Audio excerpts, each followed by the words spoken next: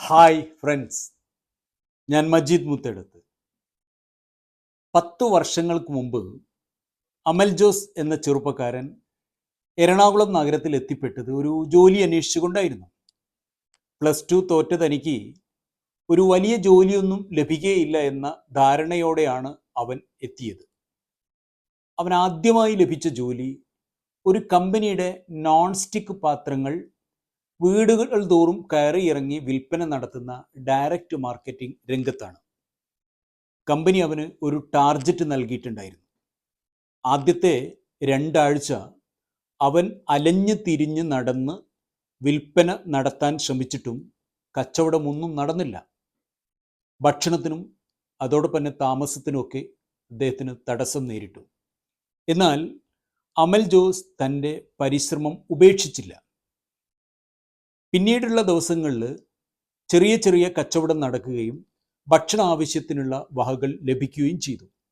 1 മാസം കൊണ്ട് ഒരു വിൽപ്പന തന്ത്രം അമൽ ജോസ് രൂപപ്പെടുത്തിയെടുത്തു. തുടർന്ന് അങ്ങോട്ട് അവന് ഓരോ മാസവും ടാർജറ്റ് നേടിയെടുക്കാൻ കഴിഞ്ഞു.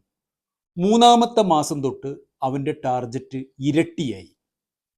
4-ാമത്തെ മാസവും അതേ തരത്തിൽ വിപണനം നടത്തി. അപ്പോൾ കമ്പനി അവനെ എറണാകുളത്തെ അവരുടെ പ്രധാനപ്പെട്ട ഷോറൂമിൽ സെയിൽസ്മാനായി നിയമിച്ചു. പുതിയ ടാർജറ്റും നൽകി.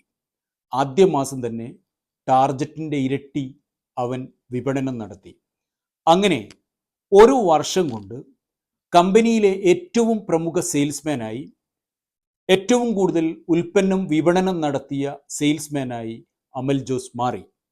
അവൻ ഒരു കാർ സ്വന്തമാക്കി. നിരന്തരം ഉപഭോക്താക്കളെ ആകർഷിക്കുന്ന രീതിയിലുള്ള തൻ്റെ വിൽപ്പന തന്ത്രം അമൽ ജോസ് പ്രയോഗിച്ചുകൊണ്ടിരുന്നു. അമൽ ജോസിനെ ഞാൻ പരിചയപ്പെടുന്നത് ആ സ്ഥാപനത്തിൽ.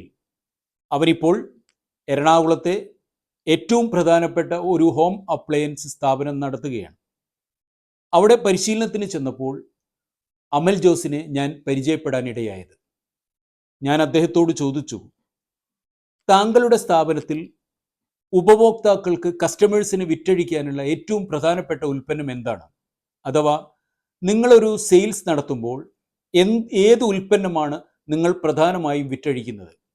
അപ്പോൾ അമൽ ജോസ് അവൻ ഉപയോഗിച്ചു പോകുന്ന ആ തന്ത്രം എന്നോട് പറഞ്ഞു, ഞാൻ ഒരു ഉൽപ്പന്നവും വിൽക്കാറില്ല. പകരം ഓരോ ഉൽപ്പന്നവും ഉപഭോക്താവിന് ഉണ്ടാകുന്ന നേട്ടത്തെക്കുറിച്ചാണ്, പ്രയോജനത്തെക്കുറിച്ചാണ്, ആ ഉൽപ്പന്നം അയാൾക്ക് എങ്ങനെ ലാഭകരമായി പ്രവർത്തിക്കാം എന്നതിനെക്കുറിച്ചാണ് ഞാൻ വിശദീകരിച്ചു കൊടുക്കാറുള്ളത്.